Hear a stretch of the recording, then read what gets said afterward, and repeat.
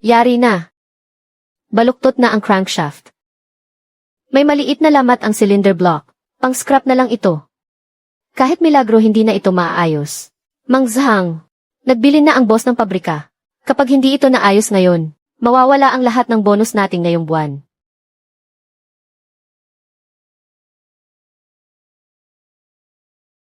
Tabi-tabi muna.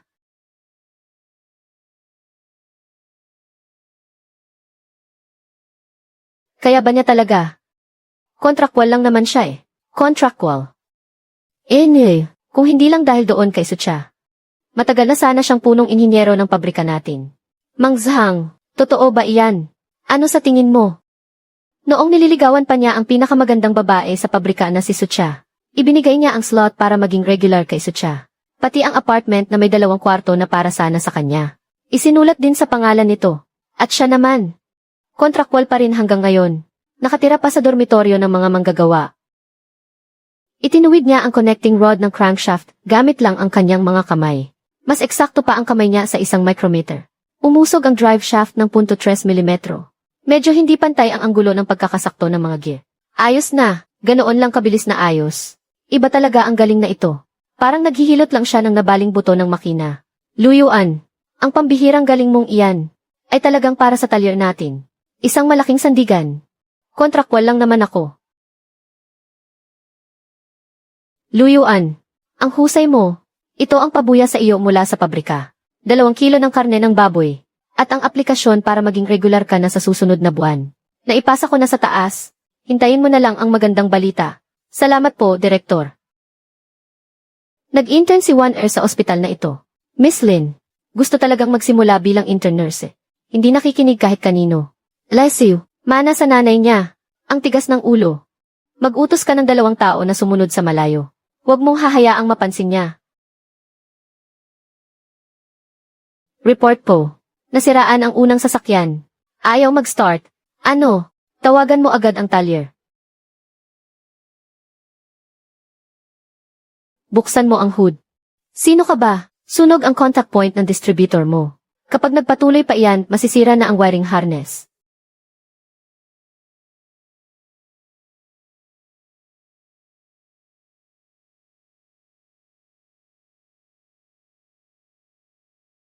Start mo.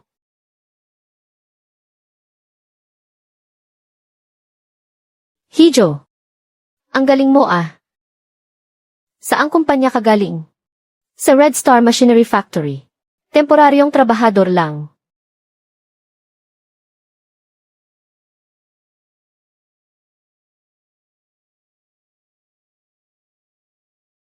Sir, huwag niyo nang gamitin ang sasakyang ito. Anong ibig mong sabihin?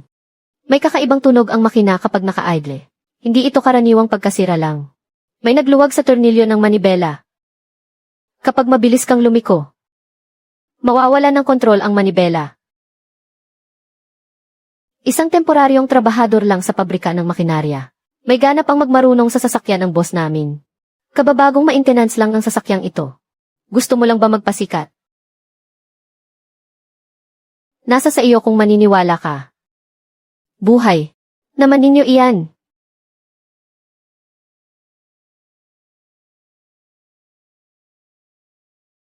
Xiao Zhou. Director.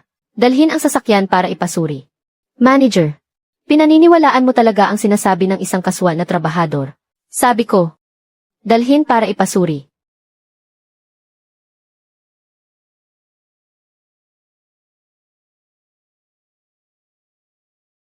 Ang aplikasyon ko para maging regular. Ikaw ba ang pumigil doon? Iyon ba ang sinasabi mo? Pinag-aralan na yan ng pamunuan ng planta. Sinasabing may problema sa personal mong pag-ugali. Tutulungan kitang makahanap ng paraan. Malikot ang kamay mo bukas sa harap ng lahat ng manggagawa sa planta. Gumawa ka ng formal na pag-amin. Aminin mo na malikot ang mga kamay mo. Dahil nakikita kong may kaunti ka namang lakas na maitutulong. Papayagan kitang manatili bilang kaswal na trabahador. Ano sa tingin mo? Magre-resign na ako. Hahaha. Magre-resign ka. Sino ba ang tinatakot mo? Pagkaalis mo sa pintong yan, wala kang kwenta. Akala mo naman kung sino kang napakahusay. Nagkalat sa kalsada ang marunong mag-ayos ng makina. Hindi ka kawalan. Lumayas ka na rito. Manager. Lumabas na po ang resulta ng pagsusuri. Ang tornilyo sa manibela ng kotse ninyo ay talagang pinakialaman. Napakahusay at propesyonal ang pagkakagawa. Kung tumuloy po tayo sa expressway gaya ng plano, siguradong malaking aksidente po ang mangyayari. Ang binatang iyon.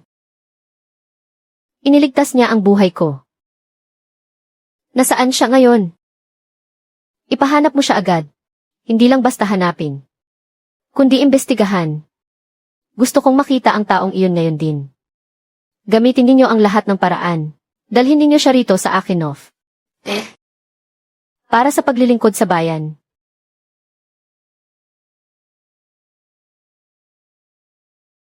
Hay! Nakakainis naman. Hindi natanggal ng maaga. Ngayon pa talaga natanggal ang kadena. Ako na.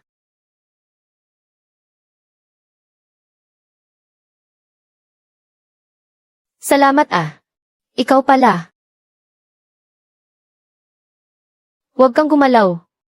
Hindi ko ba sinabi sa iyo na pagkatapos ng 3 araw, pumunta ka sa ospital para magpatanggal ng tahi? Ilang araw na ba ang nakalipas? Sinasabi mo pa ring ayos ka lang. Muntik na ngang maimpeksyon ang sugat mo. Kung hindi nag-aalala sa iyo ang ibang tao, sana man lang matuto kang mag-alala sa sarili mo. Nawalan ako ng trabaho. Walang mapuntahan. Hindi ko na naasikaso.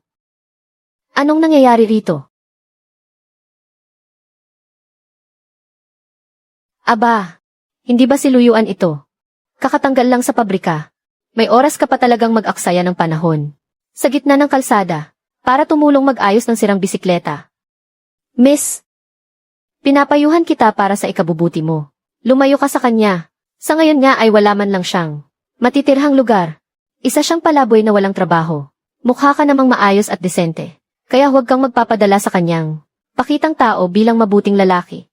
Chacha, bakit ka pa nakikipag-usap sa ganyang klaseng tao? Luyuan, kung talagang wala ka nang makain. Lumapit ka sa akin at magmakaawa.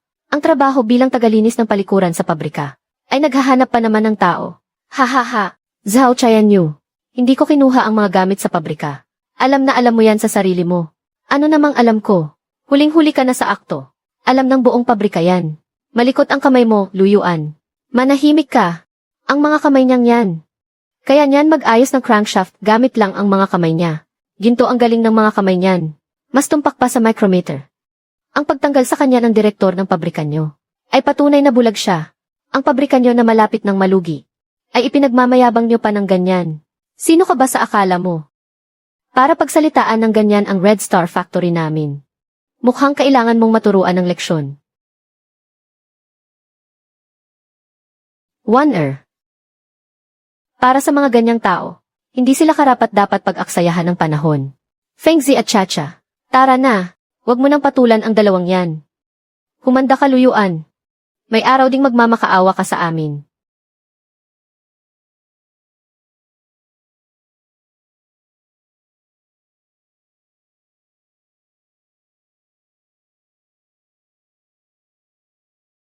Pasensya na. Nadamay ka patuloy dito. Hindi sila karapat-dapat. Wala ka namang mapupuntahan ngayon. At siguradong hindi ka pa kumakain.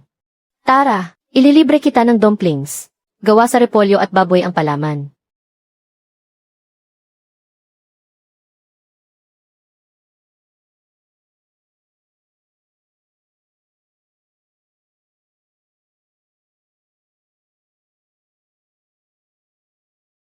Dahan-dahan lang sa pagkain. Ilang araw ka bang hindi kumain? Para kang patay gutom kung kumain. Busog na ako. Salamat.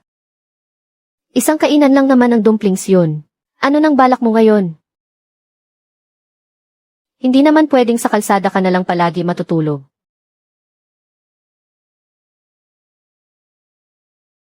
Ano ito? Bisikleta. Bagong bersyon ng klasikong bisikleta. Inayos ko ang disenyo ng transmission at frame dito. Hindi na matatanggal ang kadena. Gagaan ito ng 30%. Pero mas tataas ang kapasidad nito sa bigat ng 50%. Mas tipid pa sa mga materyales. At mas mabilis itong patakbuhin. Kailan mo ito iginuhit? Sa dormitoryo ng Red Star Factory. Kapag hindi ako makatulog sa gabi. Yung walang kwentang si Zhao Chenyu. Walang alam kundi kumapit sa mga order ng militar at umasa sa dati nilang kinikita. Samantalang ang merkado para sa mga sibilyan ay parang isang malaking minahan ng ginto, na hindi man lang niya makita. Gusto mo bang agawin ang negosyo niya? Ibang klaseng labanan ito ah. Tama. Ang kaya nilang gawin sa Red Star Factory ay mas kaya kong pagandahin pa. Pero may problema ngayon. Anong problema? Kahit gaano kaganda ang disenyo, kung walang planta, mga kagamitan at perang panimula, ay magiging parang basurang papel lang ito. Sino ba naman ang maniniwala sa isang natanggal na kaswal na manggagawa? Ako naniniwala ako sa iyo. Ang planta at mga kagamitan. Ako na ang bahalang mag-ayos niyan para sa iyo. Ikaw. May dating kasamahan sa sundalo ang tatay ko, na ang apelyido ay Zhu. Tito Zhao ang tawag namin sa kanya. Isa siyang veterano at eksperto sa mga makinarya. Sasamahan kita bukas para makipag-usap sa kanya, para mabigyan niya tayo ng payo. Bakit mo ba ako tinutulungan? Ilang araw pa lang naman tayong magkakilala. Una, ayaw ko sa ginawa nila na para silang mga bulag, at sinayang ang talento mo. Pangalawa, ito ang tinatawag kong angel investment. Nakuha mo ba? Hindi ako nag-invest sa iyo bilang kaswal na manggagawa, kundi sa mga kamay mong may kakayahan, na gumawa ng himala mula sa mga patapong bagay, at sa mismong pagkatao mo. Sige na, ganyan na ang desisyon. Bukas ng alas 5 ng hapon. Magkita tayo sa tapat ng ospital. Sasamahan kitang pumunta kay Tito Zhou. Huwag kang mahuhuli. CJ.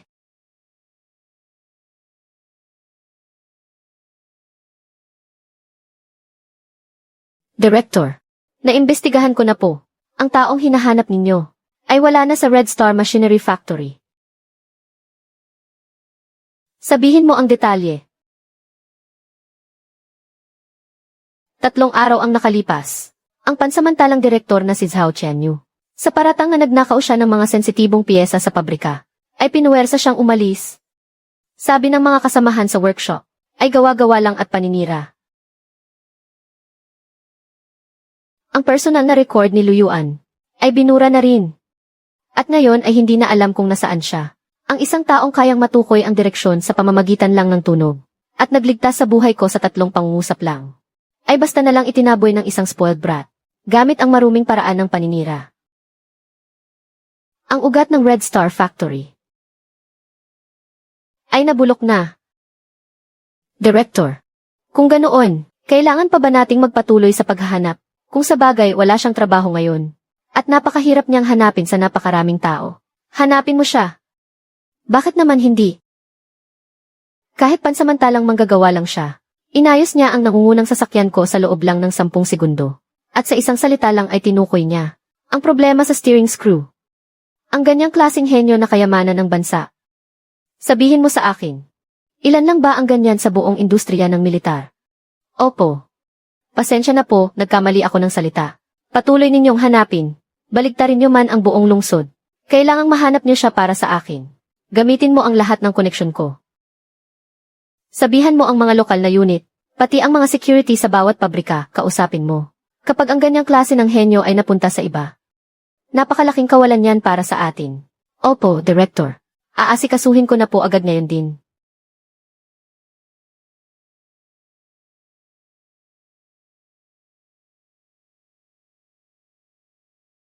Luyuan. Gusto kong makita. Kung sinong tanga ang walang mata. Na naglakas loob na itapon ang ginto na parang bato lang.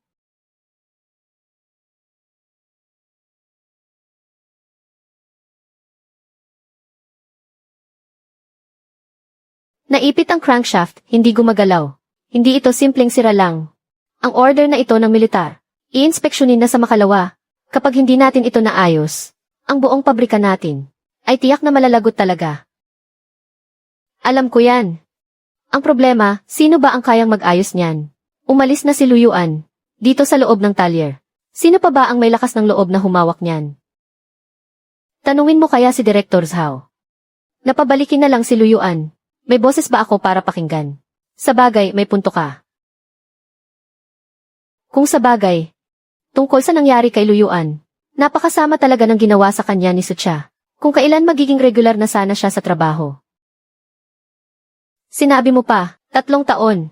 Ang slot para maging regular pati yung bahay. Dapat ay mapupunta lahat kay Luyuan. Siya naman, nakuha niya ang lahat ng walang itinira kahit 5.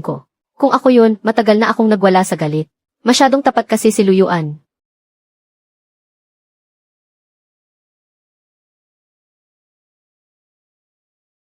Para lang sa basurang to. Kailangan ba talagang umabot sa ganyan? Wala na ba talagang ibang tao sa pabrika? Directors how? Ang problema kasi rito, dati si Luyuan ang may hawak nito. Pero ngayon, dahil wala na si Luyuan, hindi na makausad ang buong pabrika. Mga inutil kayong lahat. Hindi naman kami inutil. Sadyang siya lang talaga ang nakakagawa ng trabahong to. Hindi talaga kaya ng kahit sino rito. CJ, tingnan lang natin kung totoo nga yan. Mag-hire kayo agad ng tao sa labas ngayon din. Dapat maayos yan ngayong araw. Directors how? Ang mga sensitibong piyesang pangmilitar. Hindi basta-basta pwedeng hawakan ng kahit sino lang. Paano kapag lalong nasira yan? Huwag ka ng maraming daldal. Ako ang bahala kapag nagka-problema. Noong nandito pa si Luyuan, ang ganitong trabaho sa loob lang ng isang umaga. Ayos na agad. Pero ngayon, anong sinabi mo? Ako, ang sabi ko po, ang problema sa makina na to ay mahirap talagang ayusin. Ibig mong sabihin na kapag wala si Luyuan, ay hindi na natin kaya. Isang sinisanting magnanakaw. Bakit niyo pa siya pinag-usapan?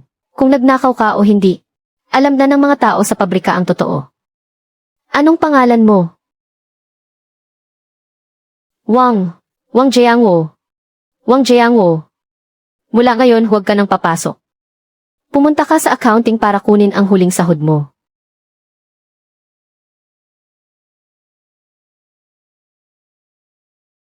Ano nang ginagawa ni Luyuan ngayon? Alam mo ba? Balita ko, gusto niyang mag-isang mag-produce ng pinahusay na bersyon ng 28 na bisikleta. Naghahanap siya ng mga supplier kahit saan. Hahaha. 28 na bisikleta. Isang tinanggal na temporary worker lang naman siya. Tapos gustong magtayo ng sariling pabrika. Saan naman siya kukuha ng pampuhunan?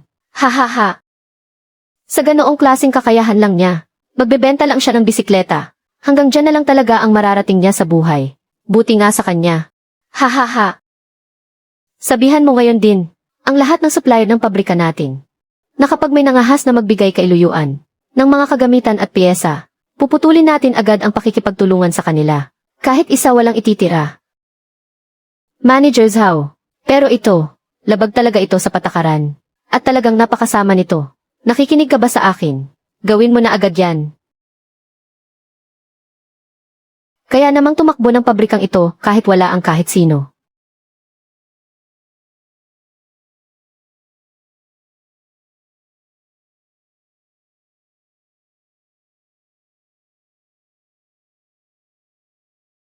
Wonder. Paano ka nagkaroon ng oras para pumunta rito? Naku, General Lin. Tito Zhao. General Lin. Haha. Binibiro na naman ako ni Tito Zhu. Isang retiradong opisyal lang naman ang tatay ko. Masyadong mataas ang tawag na general para sa akin. Tama. Dating gawi lang. Ang tatay mong napakatigas ng ulo. Nasa bahay lang, nag-aalaga ng mga halaman at nagpapakain ng mga ibon. Tito Zhao, pag-usapan muna natin ang totoong pakay namin. Ito nga pala si Luyuan, kaibigan ko. May dala siyang blueprint. Gusto sana niyang ipatingin sa isang eksperto na katulad ninyo.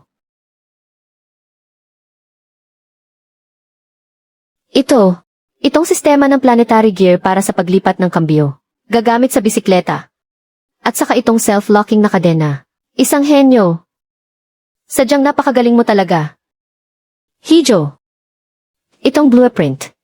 Ikaw ba talaga ang gumuhit nito? Dito. Kung gagamit ng 45 na bakal at dadaan sa proseso ng quenching, bababa pa ang gastos ng 10%. Nang hindi nababawasan ang tibay nito. Higit pa ito sa revolusyonaryo.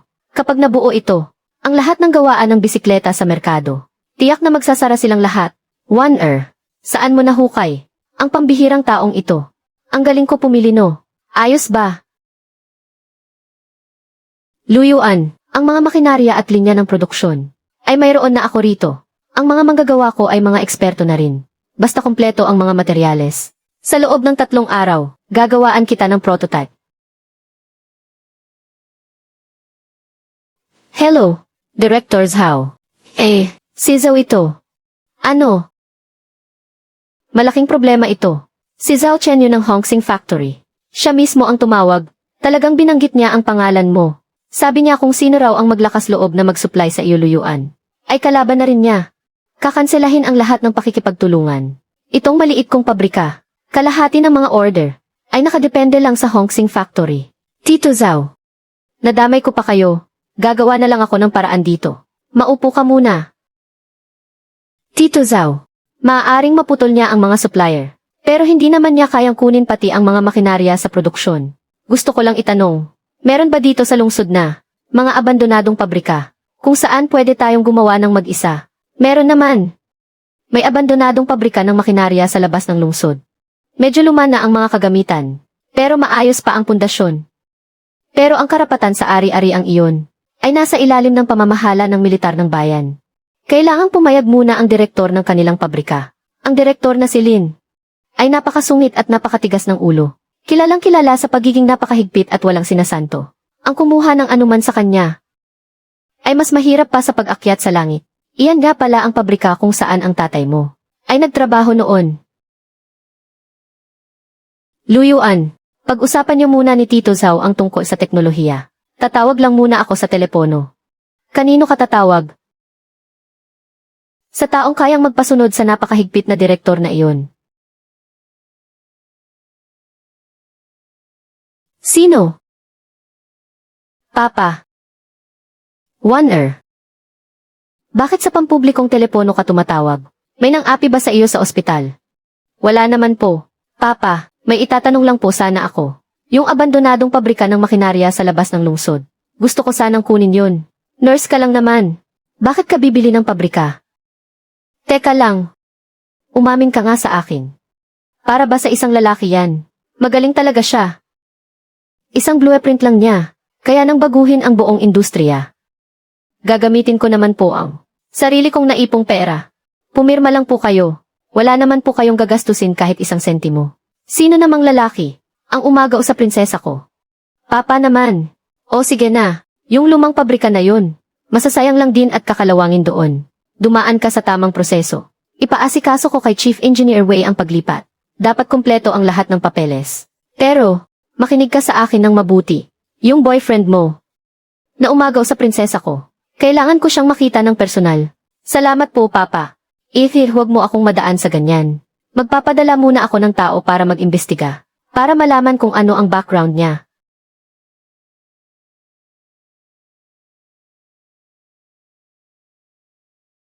Luyuan, yung pabrika. Nakuha ko na. Paano mo naman nakuha yun? Diskarte ko na yun. Mag-focus ka na lang sa pagiging tech genius mo. At ang lahat ng iba pang kailangan mo, ipaubaya mo na sa akin bilang angel investor mo.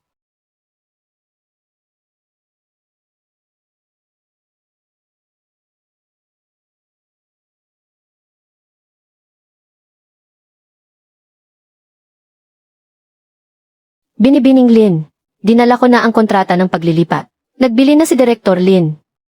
Gawin ang lahat ayon sa patakaran. Alam ko ang patakaran. Chief Engineer Wei, ipakikilala ko po sa inyo.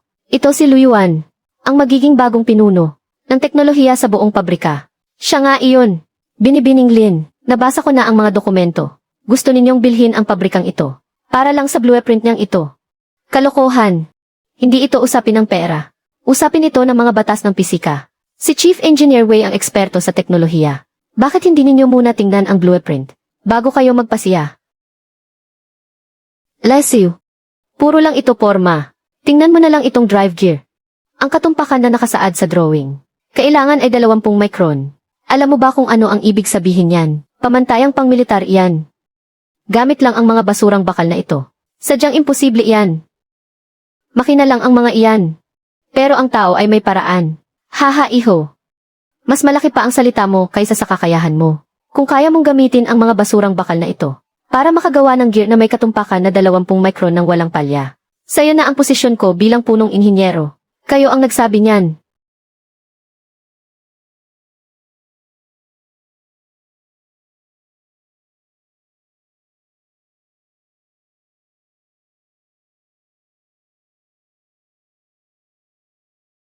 Ang makinang Ki-620 na ito ay 3 taon nang nakatigil. Kahit ang puwang ng spindle ay hindi pa naaayos. Tapos gusto mong gamitin iyan para makuha ang katumpakan na 20 micron. Nagsasayang ka lang ng lakas. Kagamitan lang ang makina. Kahit gaano pa kaluma ang kagamitan. Sa kamay ng taong marunong, gagana pa rin ito.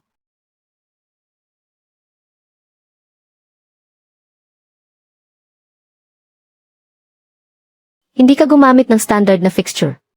Pakiramdam ng kamay mo ang ginagamit mo para mabalanse ang alog ng spindle. Pinapakinggan ang vibration gamit ang tenga. Kamay ang nagkokontrol sa feed rate. Nasa materyales ang error. Wala sa makina. Kalokohan. Kung hindi mawawala ang internal stress ng materyal, madedeporma talaga iyan pagkatapos tabasin. Kaya sa unang tabas hindi muna kinukuha ang sukat. Pampawala lang ng stress.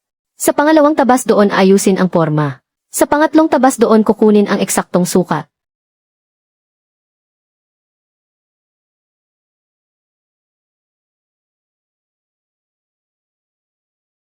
Sukatin mo.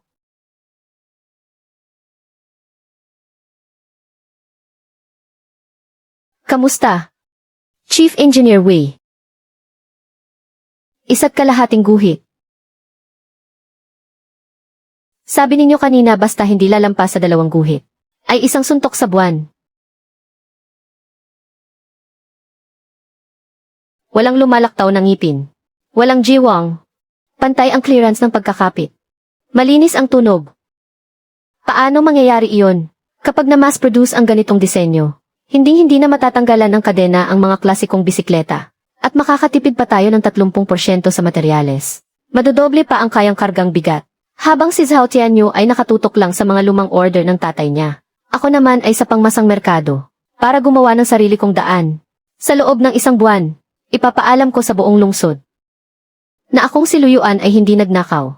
Sadyang ayaw ko na lang silang paglingkuran. Matagal ko nang sinabi na noong hindi kanya pinili, ay dahil bulag siya.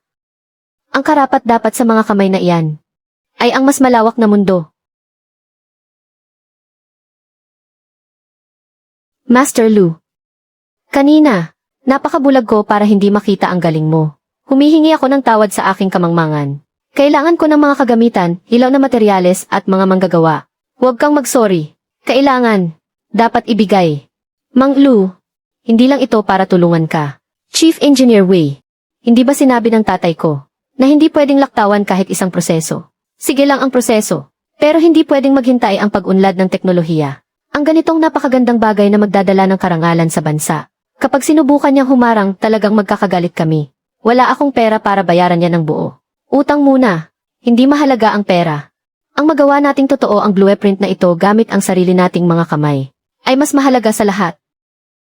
Kung ganoon, ang unang batch ng mga prototype, kailan kaya pwedeng lumabas? Kapag nandito na ang mga materyales, bukas ng gabi lalabas na ang una. Bukas ng gabi. Sigurado ka ba? 3 taon akong naghintay. Sobrang tagal na yon.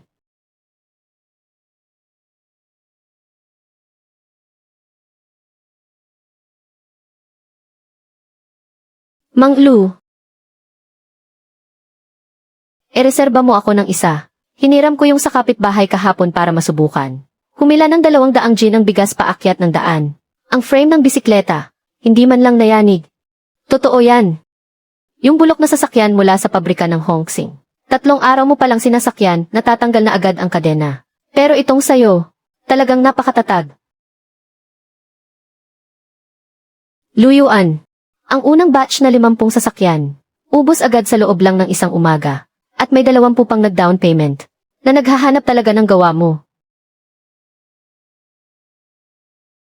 Anong bisikleta? Isa itong magaan na sasakyang pangtransportasyon para sa mga sibilyan.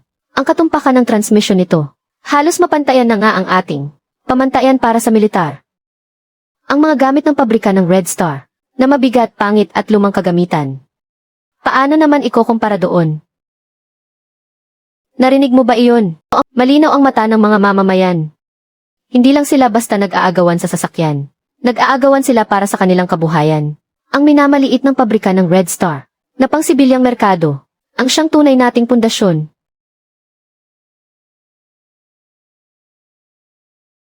Limampung sasakyan ang naubos sa loob lang ng isang umaga. Ang mga order na inihanda natin para sa mga bayan, ay inagaw na lahat ng taong iyan. Managers how? Maraming sangay ng kooperatiba ang tumatawag. Sinasabi nilang ibabalik daw ang mga lumang modelo natin, para palitan ng tatakyuan seng niluyuan. Sabi nila, mas kaya raw magkarga ng gamit ang sasakyang iyon. Hindi nasisira. Hindi nasisira. Sisiguraduhin kung wala siyang magagawang sasakyan kahit sirang-sira pa iyan. Kuya Tianyu. Hanggang dyan lang naman ang mga maruruming taktika niya. Kapag nawala ang suporta ng pabrika ng Red Star sa kanya, wala siyang kwentang tao. Tama ka dyan. Sabihan mo agad ang lahat ng supplier ng bakal sa buong lungsod na ang mga seamless steel pipe, kahit 1 pulgada nito ay hinding-hindi pwedeng ibenta sa pabrika ni Luyuan. Managers how? Napakarami niyang order ngayon. Kung biglang mapuputol ang supply sa kanya, baka hindi siya makapag-deliver ng mga produkto niya. Iyon nga mismo ang gusto kong mangyari, ang hindi siya makapag-deliver. Ha ha ha. Kung walang bakal na tubo, paano siya makakabuo ng sasakyan? Gagamitin ba niya ang bibig niya para mag-welding? Gusto ko siyang makitang lumuluhod, habang ibinabalik ang lahat ng perang nakuha niya bilang down payment. Tama ang sinabi mo, Kuya Tianyu. Dapat lang niyang malaman na kapag wala tayo, wala siyang kwenta kahit bilang bulok na bakal. Asikasuhin mo na agad. Kung sino mang magbenta sa kanya, ay makakalaban ko. Si Zhao Tianyu mismo.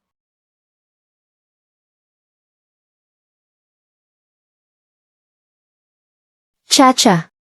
Tingnan mo lang, ang hampas lupang katulad niya. Kahit na sinuwerte lang siya ngayon, hindi pa rin siya makakaangat sa buhay. Niloloko lang naman niya ang mga taga-bukid na walang alam sa mundo.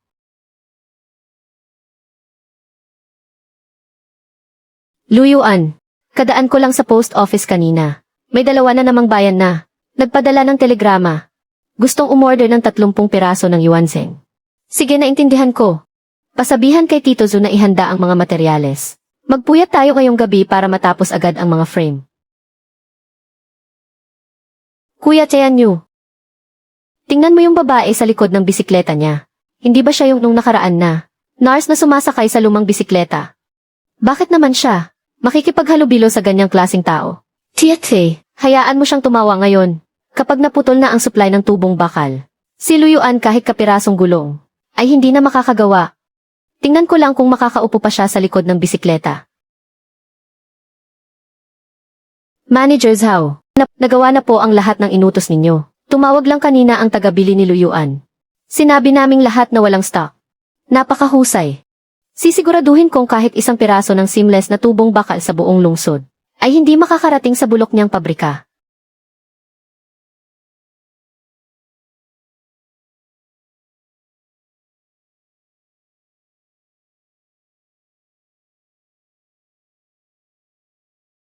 Master Lu, ubos na ang mga tubong bakal.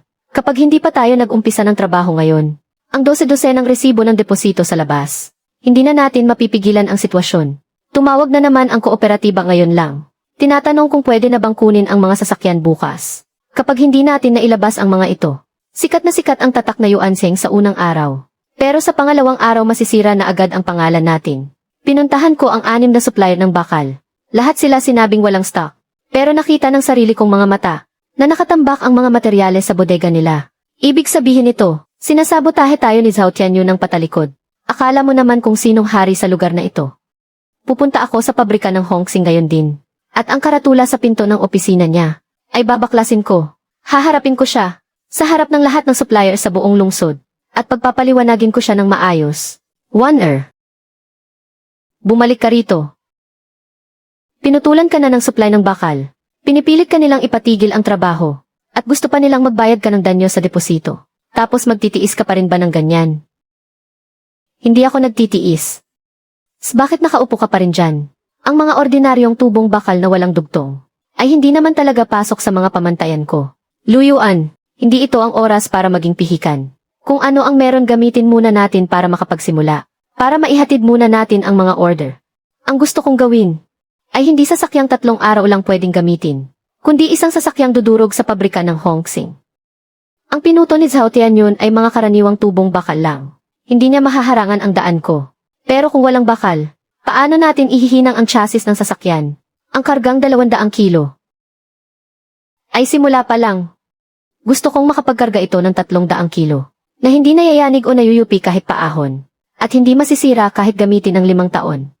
Hindi kakayanin ng ordinaryong bakal na tubo. Kaya naman pala matagal mo nang iniisip na hindi sapat ang mga tubong bakal na iyon. Tama, akala ni Zhao Qianyu. Sinasakal niya ako. Pero ang totoo ginawa niya lang, na mas tulungan akong magdesisyon.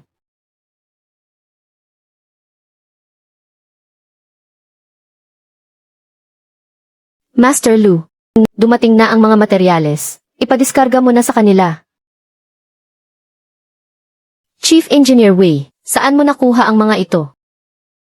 Nilinis sa bodega ng pabrika ng armas. Mga sirang kanyon na ibinasura na. Hindi pasok ang kalibre sa standard. Hindi na pwedeng ikabit sa mga armas. Pero de kalidad na special steel pa rin ito. Nabili sa presyong scrap metal lang. Mga kanyon. Gagamit ng kanyon para sa bisikleta.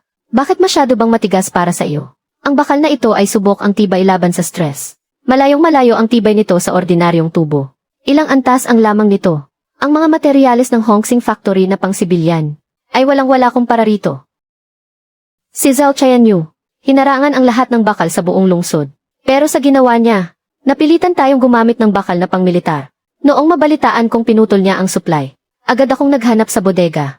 Si Director Lin, isang bagay lang ang sinabi niya. Idispensa ang mga scrap ayon sa patakaran. Kung sinong may kakayahan siya ang gumamit. Luyuan, magagamit ba talaga ito?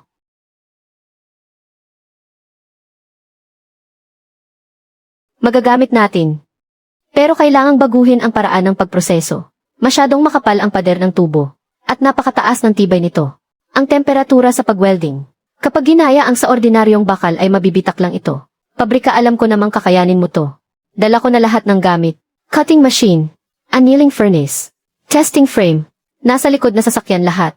Si Zhao Qianyu. Ano na namang pakulo to ngayon? Binigyan niya ako ng mas magandang klase ng bakal. Master Lu, mag-utos na po kayo. Paano natin tatrabahuhin ang mga materyales na to? Umpisahan na ang trabaho sa lahat ng linya. Gumawa muna ng 10 prototype na sasakyan. Para sa lahat ng chassis, gagamit tayo ng bakal ng kanyon. 10 sasakyan. Makakaya ba natin yan ngayong gabi? Matatapos ang mga sasakyan ngayong gabi. Ihahatid bukas ng umaga. Sa tapat ng dealership. Para makita ng lahat na ang Tatak Yuanzheng ay hindi kapos sa bakal, kundi nag-i-upgrade ito. Lakasan niyo pa. Master Lu, masyadong matigas ang bakal na to. Hindi kaya ng talim ng cutter. Ibaba ang bilis ng 2 gear. Bawasan ng kalahati ang feed rate. Unahin muna ang outer diameter. Sa kagawa ng bevel, sundin mo siya. Kapag napurol ang cutter, ako ang magbabayad. Huwag mong sasayangin ang materyales. Nasa posisyon na ang mga welder. Hinihintay na lang ang mga parameter mo. Preheat hanggang 350 degree. Panatilihin ang init pagkatapos mag-weld. Huwag mong madaliing palamigin. Ang gusto ko, hindi ma-deform ang buong sasakyan. Hindi lang ito basta makagawa ng sample. Mula sa simula pa lang. Ay hindi mo naman talaga balak na makipag-price war kay Zhao Qianyu. Tama ba ako? Lumang sasakyan ang binibenta niya. Ang ibinibenta ko ay bagong patakaran. Ano ang bagong patakaran?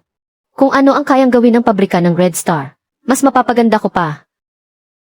At ang hindi kayang gawin ng pabrika ng Red Star, ay kaya ko ring gawin.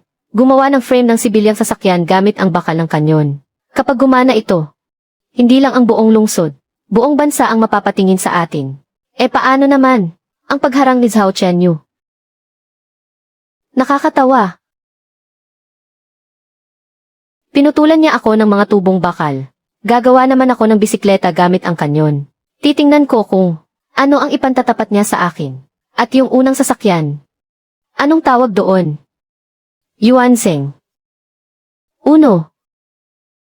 Simulan ang pag-weld. Ngayong gabi, gusto kong si Zhao Chayanyu ay makatulog ng mahimbing.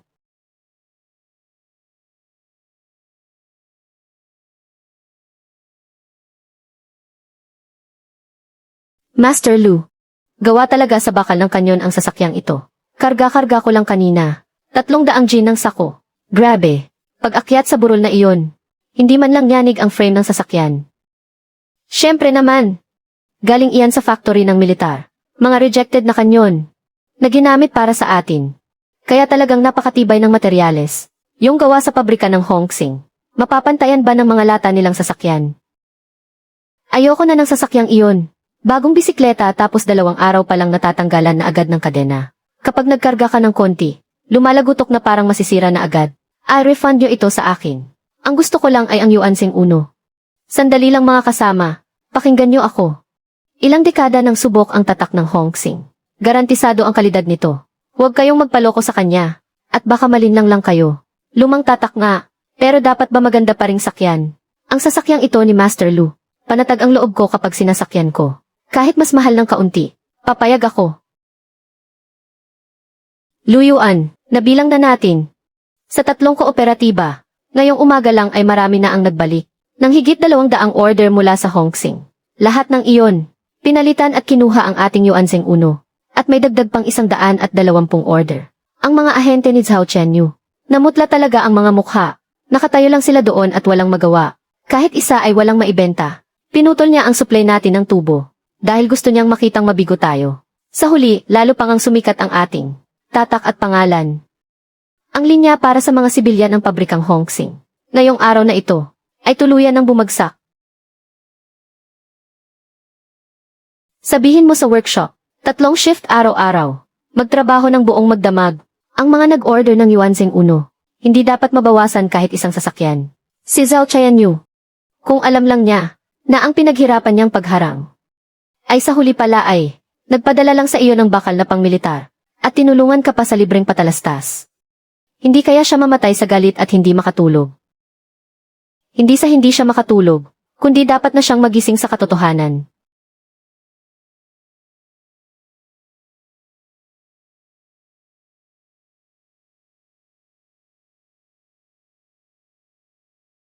Kuya Chayanyu, ikaw, bakit ka naglasing ng ganyan? Huwag mo nang itanong.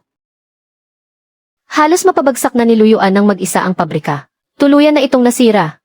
Lahat ng order sa kooperatiba ay kinansela na. Sa loob ng bodega, puno ng mga basurang hindi maibenta. Kasalanan mo ang lahat ng ito. Ako pa ang may kasalanan. Nababaliw ka na ba? Paano mo nagawang isisi ito sa akin? Hindi ako nababaliw. Kung hindi dahil sa iyo noon, na kahit isang lalaki ay hindi mo man lang nagawang hawakan. Aalis ba siya para magtayo ng sarili niyang pabrika? Mararating ba niya ang tagumpay na ito? Para tapakan at maliitin ako ngayon. Ikaw ang nagtulak sa kanya paalis. Ikaw, hinarang mo at hindi pinayagan ang pagiging regular niya sa trabaho. Ikaw mismo sa harap ko, ang nagsabi na wala siyang mararating sa buong buhay niya. At ngayon natalo ka na. At ako pa ngayon ang sinisisi. Ano naman kung inapi ko siya? Ang isang katulad niya, dapat lang na lumuhod at sumunod. At ikaw naman. Hindi ba sinabi mo, na kung wala ka, hindi niya kayang mabuhay? O ano na ngayon? Gumagawa siya ng bisikleta gamit ang mga tubo ng kanyon. At ang mukha ng Hongsing Factory, tinatapak-tapakan at ipinapahiya sa putik. Ibig sabihin lang yan, may kakayahan siya. May kakayahan nga ba? Ngayon ay ipinagtatanggol mo pa siya. Sucha!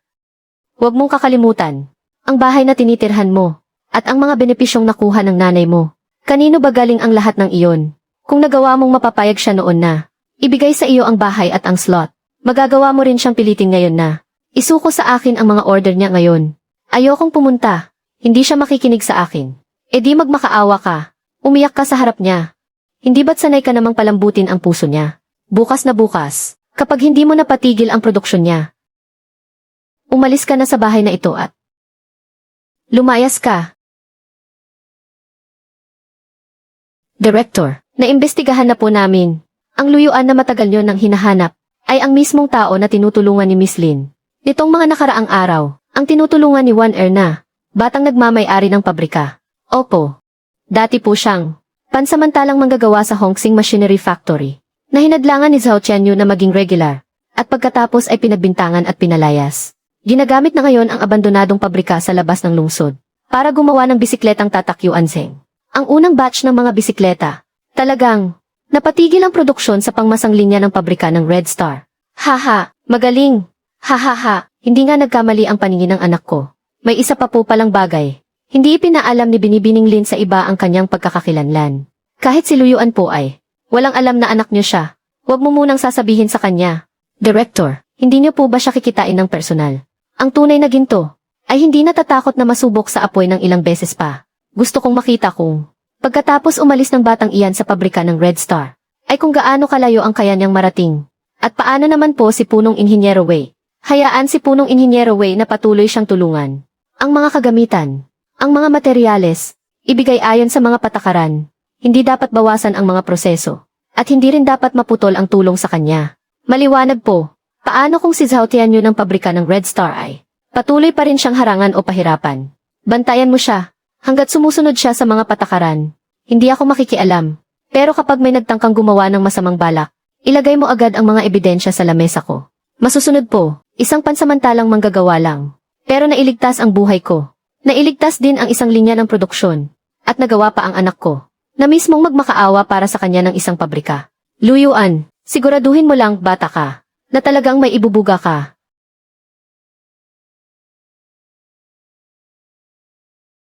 Gayahin niyo ang hugis ng frame ni Luyuan. Gamitin niyo ang pinakamurang tubo ng bakal para sa frame. Pababaan niyo ng husto ang gastos. Manager Zhao, hindi kaya ng tubong ito ang mabigat na karga. Madaling mayuyupi ito kapag nilagyan ng mabigat na karga. Kung maibenta man natin ito, paano kapag nagkaproblema? Anong problema naman ang mangyayari? Presyo lang ang tinitingnan ng mga tao. Benta ni Luyuan ay 120. Sa atin naman ay 80 lang. Kahit gaano pa katibay ang sa kanya. Mas mahal naman ito ng 40. Sino naman ang bibili sa kanya? Kuya Tianyu. Ang mga distributor sa kooperatiba, pumayag na silang ilabas ang mga produkto natin. Sabi nila, basta mababa ang presyo, ilalabas muna nila ang bagong modelo ng Red Star. Narinig mo ba iyon? Hindi kakayahan sa paggawa ang labanan sa merkado, kundi sa presyo. Luyuan, gusto niyang magpasikat gamit ang bakal na pangkanyon. Pwes titiyakin ko, na kahit isang bisikleta ay wala siyang maibenta. Pero hawig na hawig kasi ang hitsura. Paano kung habulin tayo ni Luyuan tungkol dito? Anong hahabulin niya? Hindi ba magkakahawig naman talaga ang mga bisikleta? Kung may lakas siya ng loob, magreklamo siya kahit saan niya gusto. Ipamahagi niyo na iyan agad. Ang bagong modelo ng Red Star. Ibaba ang presyo sa buong lungsod. Gusto ko sa loob ng 3 araw. Ang lahat ng mga order ni Luyuan ay maagaw natin pabalik. Master Lu. Sobra na talaga si Zhao Tianyu. Kinopya niya ng buong buo ang disenyo natin. At binabaan pa ang presyo hanggang 80. Pati ang kooperatiba. Kinansela na nila ang kalahati ng mga order natin. Di kalidad na bakal para sa kanyon ang gamit natin. Pero mahinang klase ng bakal ang gamit niya. Hindi ba panloloko ito? Isusumbong ko siya sa mga otoridad. Pupunta ako sa harap ng kooperatiba para ibunyag ang totoo. Luyuan, hindi na tayo pwedeng maghintay pa. Kapag nagpatuloy pa ito, Yuanzheng Uno, ang tatak na kasisikat pa lang natin, ay masisira lang yan ng tuluyan. Kakausapin ko si Manager Lin. Mababang klase ang gamit ng Red Star, na bakal para agawin ang merkado natin. Sinisira nito ang reputasyon ng industriya. Luyuan, magsalita ka naman. Kung ededemanda mo siya, sasamahan kita. Kung gusto mo siyang ibunyag, pupunta ako sa kooperatiba ngayon din. Huwag na. Huwag na. Master Lu, inagawa na nga niya tayo sa mismong tapat natin. Kung gusto niya, ang mababang klase ng merkado na ito, ibigay mo na sa kanya. Paano naman tayo? Ang mga order, ang mga manggagawa, ang pabrika. Lahat iyan ay nakasalalay lang sa bisikleta. Luyuan, may plano ka na ba talaga noon pa lang? Ang Yuanzheng Uno ay paing ko lang talaga para kay Zhao Tianyu. Habang mas nagmamadali siyang kumagat, mas mabilis din siyang babagsak. Pain! Kaya pala simula pa lang ay wala ka talagang balak na gumawa ng mga bisikleta, pansamantala lang na makapagliligtas ang bisikleta. Pero hindi nito kayang iligtas ang industriya ng huaksya. Ang mga bagay na gusto kong gawin ay hindi kailanman maiintindihan ng pabrika ng Red Star. Hindi rin naman nila makokopya yan. Luyuan, binura mo ang blueprint. Saan na tayo magbabase para sa susunod nating produksyon? Tuloy pa rin ang delivery ng Yuanseng Uno. Walang bawas sa presyo. Hindi magbabago ang kalidad. Iyang mga mumurahing imitasyon. Hayaan mong si Zhao Tianyu ang sumalo niyan. Pero mabentang mabenta siya ngayon. Kahit ang mga supply cooperative ay kampi na sa kanya. Hayaan mo siyang magbenta. Habang mas marami siyang nabibenta, mas marami ring magiging problema sa warranty. Kapag na-UP o na-deform na ang frame, doon na masisira ang reputasyon nila. Hindi tayo makikipagsabayan sa putikan. Kung ganoon, saan tayo pupunta? Ito ay motorsiklo. Gagawa ka ng motorsiklo. Hindi ito parang bisikleta lang. Nalalagyan lang ng makina. Ang makina, transmission shock absorber at linya ng langis. Lahat ng iyan ay napakahirap gawin. Kaya nga, hindi iyan makokopya ni Zhao Tianyu. Ang kaya lang niyang kopyahin ay ang labas. Ang gagawin ko ay ang puso nito. Anong ipapangalan mo? Luling motorsiklo. Matipid sa gas. Matibay. Kayang magkarga. Kayang umakyat sa matarik.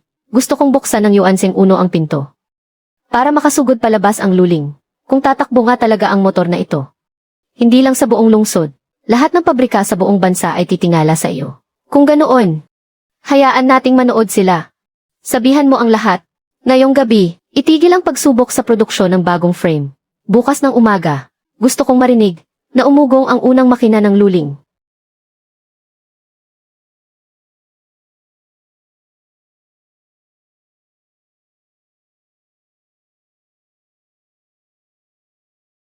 Narinig niyo ba akong lahat? 3 araw pa lang mula nang ilabas ang bagong modelo ng Hongxing. Triple na agad ang mga order. Anong ibig sabihin nito? Ibig sabihin nito si Kuya Tianyu ay may matalas na paningin sa negosyo. Ang mga katulad ni Luyuan, alam lang magpalaki ng presyo ng sasakyan. Wala namang kaalam-alam sa merkado. Sinabi mo pa, ang gusto ng mga karaniwang tao ay mura. Sino bang may pakisa? Bakal ng kanyon. O kung anong bakal pa iyan. Pero marami rin ang tumatawag para magsauli. Sabi nila bumibigay o nayuyupi ang frame. Tambak na ang mga reklamo sa labas ng pinto natin. Walang may lakas ng loob na magulat nito. Manahimik kayong lahat. Ngayon ang araw ng pagkilala at parangal. Hindi ito pagtitipon para magreklamo. Ang departamento ng benta, ang linya ng asembleya, ang departamento ng pagbili, lahat kayo ay may malaking ambag. Simula sa araw na ito, ang pangunahing produkto ng pabrika ng Hongxing ay mga bisikleta, Director's How. Tungkol naman sa makina para sa mga malalaking truck, hindi pa po iyon nade-deliver. 3 beses na po kaming minamadali ng mga nakatataas. Hayaan mo silang magmadali. Magpayaman muna tayo bago natin isipin yan. Director's How. Ang bulto ng mga makinang iyon ay hindi lang basta ordinaryong order para sa mga sibilyan. Iyon ay isang mahalagang atas na direktang ibinigay ng mga nasa itaas. Kahit isang araw lang na pagkaantala ay may malaking pananagutan tayo. Mang Zhang, huwag mo akong takutin gamit ang mga nasa itaas. Ang pabrika ng Hongxing ngayon ay ako ang masusunod. Hindi ikaw ang masusunod. Kontrata sa militar. Yung batch ng mga makina ng heavy truck. I-inspeksyonin na sa susunod na linggo. Umalis na si Luyuan. Hindi pa tapos ayusin ang mga sira.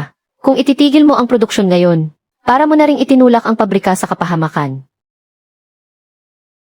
Kapahamakan. Mukhang ulyanin ka na sa katandaan mo. Bisikleta. 300 piraso ang nagagawa kada araw. Pasok agad ang pera sa mismong araw. Yung ilang makina na iyon, nakaharang lang sa mga makinarya ng walang kinikita. Bumagal patuloy ang produksyon. Pero mapapanagot tayo kapag sumira tayo sa kontrata sa militar. Hindi kaya ng pabrika na pasanin yan. Hindi kaya. Ako ang mananagot. Ipaalam mo agad sa planta. Itigil ang lahat ng gawa sa makina ng heavy truck. Patakbuhin ang mga makinarya ng 24 na oras. Gumawa kayo ng mga bisikleta para sa akin. Hindi pwedeng huminto. Iyan na lang ang natitirang pundasyon ng pabrikang Hongxing. Pundasyon. Ang pundasyon ng pabrikang Hongxing ay kaming mga Zhao. Hindi ang ilang bulok na makina na iyan. Kung pipigilan mo pa ako, umuwi ka na lang agad para magpahinga. Mang Zhang, sinasalba lang ni Kuya Tianyu ang sitwasyon. Wala pang ang kasiguraduhan ang ginagawang motor ni Luyuan. Takot na agad kayo ng ganyan. Kaya naman pala habang buhay na lang kayong maghihigpit ng tornilyo. Sucha! Wala kang alam sa mga makina. Kaya huwag ka nang magsalita ng kung ano-ano. Pwedeng ibalik ang bisikleta kapag nasira. Pero kapag ang proyekto sa militar ang nasira, walang sinumang magliligtas sa iyo. Tama na. Security, ilabas niyo si Mang Zhang. Simula ngayon. Kung sino man ang magbanggit muli tungkol sa makina ng malalaking truck, ay masususpinde sa trabaho. Zhao Qianyu. Ang mga sinabi mo ngayon, narinig ng lahat ng tao rito. Kapag may nangyaring masama, huwag mong sabihing hindi ka namin pinigilan. Layas. Ano ang tinitingnan ninyo? Magpalakpakan kayo.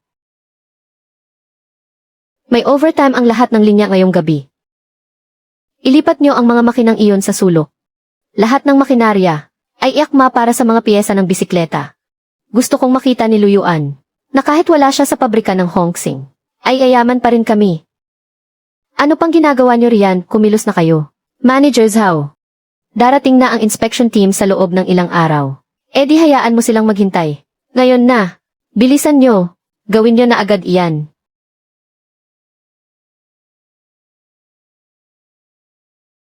Halikayo at tingnan ninyo ito. Ang bagong modelo ng Hongsing. 80 yuan lang bawat isa, kumpara sa bulok na yuanseng ni Luyuan. Mas mura ito ng 40 yuan. Sa pagbili ng sasakyan, presyo talaga ang tinitingnan. Anong bakal ng kanyon ang pinagsasabi nila? Pananakot lang ang lahat ng iyan. Sa pang-araw-araw na pamumuhay ng mga karaniwang tao, ang makatipid ng pera ang pinakamahalaga. Pero nabalitaan ko na nayuyupi raw ang bagong modelo ng Hongsing kapag may kargang mabigat. Sinong nagsabi niyan? Lumabas ka riyan. Gawa ito ng sikat na pabrika ng Hongsing. Isang subok na tatak. Luyuan. Si Luyuan ay isa lamang dating trabahador na pinalayas na sa pabrika. Ano bang alam niya sa merkado? Sinabi mo pa. Dati nga, ni hindi nga siya makakain sa amin. Ngayon kung umasta akala mo malaking boss ng pabrika. Naloko lang siya ni Luyuan. Dati punong-puno siya ng langis ng makina sa katawan. Ni hindi nga siya maregular sa trabaho. Ngayon gumawa ng mamahaling sasakyan. Ang gusto lang niyan ay mula sa mga bulsa ninyo. Kumuha ng mas maraming pera. Mag-order ng sasakyan ngayon. Bawas agad ng 5 yuan. Magbayad na agad. Kunin agad ang sasakyan. Mura nga talaga. Narinig niyo ba yan? Ako ang pinipili ng merkado. Si Zhao Qianyu. Ang maliit na talento ni Luyuan ay walang kwenta kumpara sa mababang presyo. Kuya Qianyu, kung magpapatuloy ang ganitong benta, ang pabrika ni Luyuan, hindi tatagal ng 3 araw. Let's say 3 araw. Patitigilin ko siya sa pagtatrabaho ngayong gabi pa lang. Anong tunog yun? Hindi tunog traktora, at hindi rin tunog kots. Parang tunog kotse.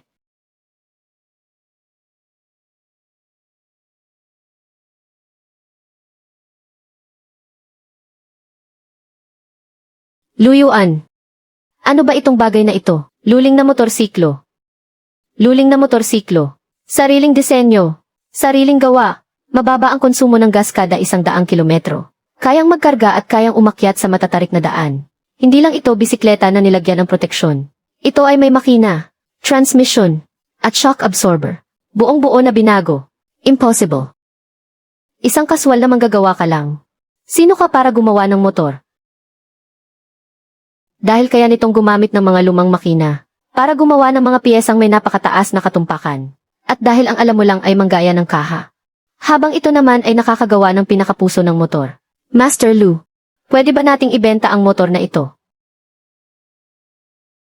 Ang unang batch, ibibigay muna sa supply cooperative para subukan sa kalsada. Kung kaya nitong umakyat sa bundok, at kaya nitong magbuhat ng mabibigat na kargamento. Doon pa lang natin tatanggapin ang mga order. Huwag mo nga akong takutin. Ang motorsiklo ay hindi basta-basta. Magagawa na lang kapag gusto mo. Nasaan ang makina? Nasaan ang sertipiko ng kalidad? Nasaan ang mga permit? Inaayos na ni Chief Engineer Hui, Director Lin. Siya mismo ang nakakita sa prototype. Kung gusto mong makita ang mga permit, makikita mo iyan bukas sa pulong ng inspeksyon. Luyuan, huwag kang masyadong mayabang. Kaya rin ang pabrika ng Red Star na gumawa ng motor. May 2 gulong lang naman ang gawa mo. Kaya ko ring gawin iyan. Sa bisikleta kaya mong manggaya ng itsura. Pero sa motor ano naman ang gagayahin mo? Ang tunog ba ng makina ang gagayahin mo? Zhao Chayanyu. Ayusin mo muna ang mga nadedepormang bisikleta ninyo. Ang mga nagrereklamong customer ay malapit nang humarang sa harap ng pabrika ng Red Star.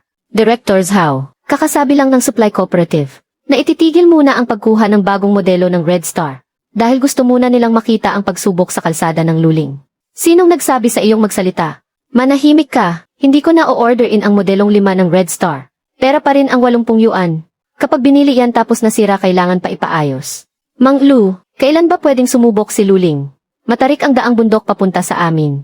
Hindi kaya ng bisikleta na humila ng karga. Bukas ng umaga, pampublikong test run sa matarik na daan sa kanluran ng lungsod. Kung ayaw magpatalo ng Red Star Factory, pwede rin silang pumunta. Sige lang pumunta sila, akala ba nila natatakot ako sa kanila? Dalhin mo pa ang pinakapinagmamalaki mong bagong modelo para makita ng buong lungsod kung sino ang tunay na gumagawa ng sasakyan at kung sino lang ang nandaraya. Bukas na ang takbo. At gagawa ako ng paraan para mamatayan ng makina sa gitna ng daan.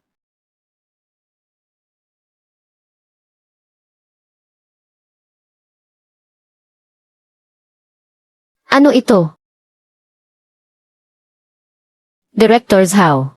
Galing lahat ito sa kooperatiba na isinauli nila. Ito ang bagong modelo ng Hongxing. Ilang unit ang ibinalik?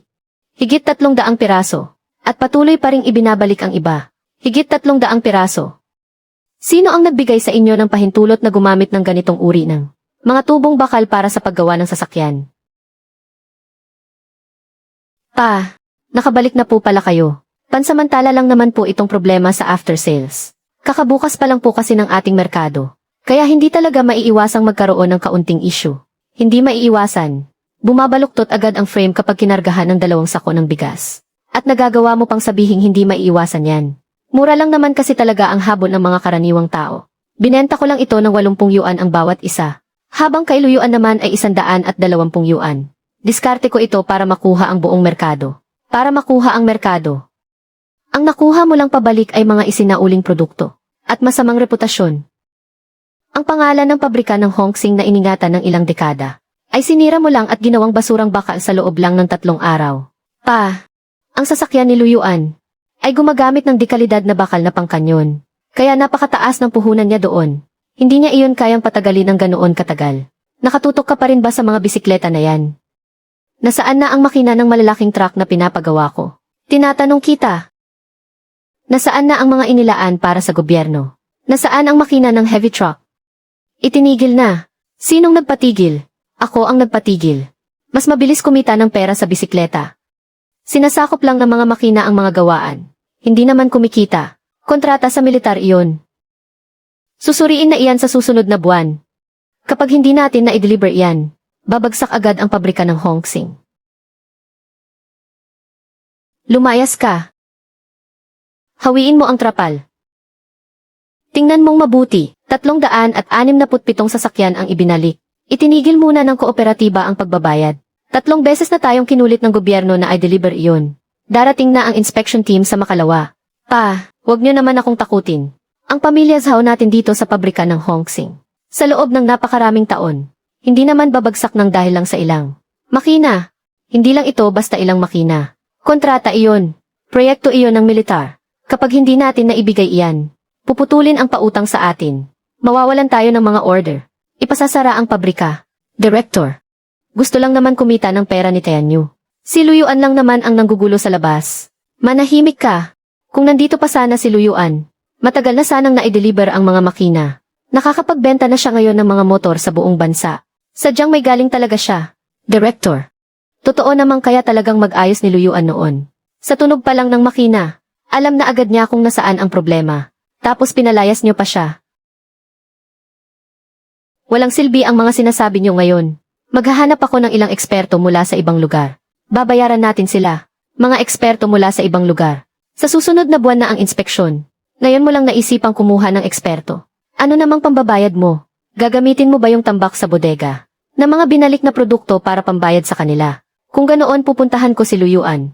At pabalikin siya para mag-ayos nito. Akala mo ba, siya pa rin yung dating Regular na empleyado natin. Ngayon siya na ang direktor ng Luling Motorsiklo. Buong bansa ang naghihintay sa mga gawa niyang motor. Hindi siya makakatanggi. Dito sa Red Star Factory siya nagsimula. Nagsimula ka dyan. Ano bang binigay mo sa kanya? Hindi mo nga siya ginawang regular. Wala ring binigay na bahay. At sinira mo pa ang reputasyon niya. Ang sampal na ito ay para sa Red Star Factory. Ikaw mismo ang sumira sa kinabukasan ng planta. Ihanda mo na ang sasakyan ngayon din. Ako mismo ang pupunta para pakiusapan si Luyuan. Kapag hindi mo siya napabalik, humanda ka na sa pagsasara ng Red Star Factory. Ang mga makinang ito. Bakit hindi pa rin naaayos hanggang ngayon? Mula nang umalis si Luyuan, wala nang nangahas na humawak sa mga yan. Ang crankshaft, ang cylinder block, at ang transmission. Kailangan pang i-calibrate lahat ulit. Nasaan si Luyuan? Pabalikin niyo siya agad dito. May nakikinig ba sa mga sinasabi ko? Tawagin niyo si Luyuan. Director Zhao. Sinibak na po si Luyuan ni Director Xiao. Bakit siya tinanggal? Balita ko nagnakaw daw siya ng mga kumpidensyal na dokumento. Alam yan ng lahat sa pabrika. May kakaiba sa nangyaring yun. Sinong nagdesisyon nun? Si Papa. Hindi siya nakikinig at kinakalaban pa ako. Gusto ko lang ipaalam sa kanya kung sino ang masusunod dito sa pabrika ng Hongsing. Pinalayas mo ang tanging tao sa buong pabrika na kayang mag-ayos ng makina ng heavy truck. Tinanggal mo siya ng ganoon lang. Maliit na gawaan lang ang pinapatakbo niya ngayon. Gumagawa ng bisikleta. Gumagawa ng motor. Walang espesyal doon. Manager Zhao. Yung ginawa niyang camping motorcycle. Na-order na ng mga kooperatiba mula sa ibang bayan. Balita ko may mga galing pa sa sentrong lungsod para lang tingnan ang motor. May mga telegrama pa nga silang natanggap. Ang mga dealer mula sa 3 probinsya. Nagtatanong na tungkol kay Luyuan. Motor. Nakagawa na ba siya ng motor? Baka pang porma lang yan. Hindi lang yan basta pang porma. Sinubukan sa matarik na daan sa kanluran ng lungsod. Kahit may karga paakyat. Hindi man lang namatayan ng makina. Ang bagong modelo ng Hongsing. Walang gustong kumuha doon mismo. Pinalayas mo ang ginto. Tapos bulok na bakal naman ang pinapahalagahan mo.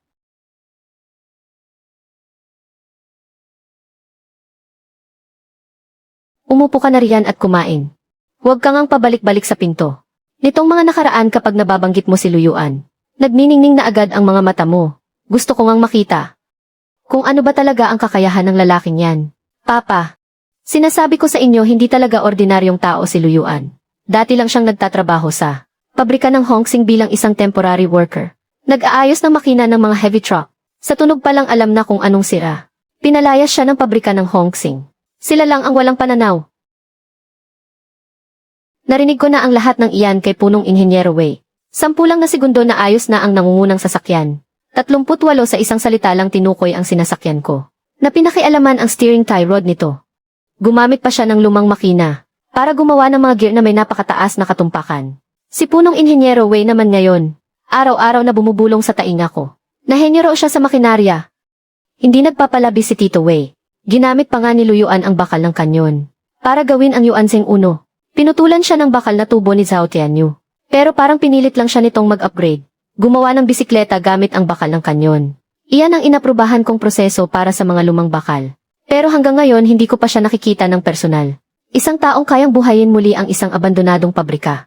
At nakakagawa pa ng luling motorcycle. Bilang direktor ng pabrika. Hindi lang ako pwedeng umasa sa mga ulat. Masyadong busy siya nitong mga nakaraang araw. Katatapos lang ng test run ng luling motorcycle.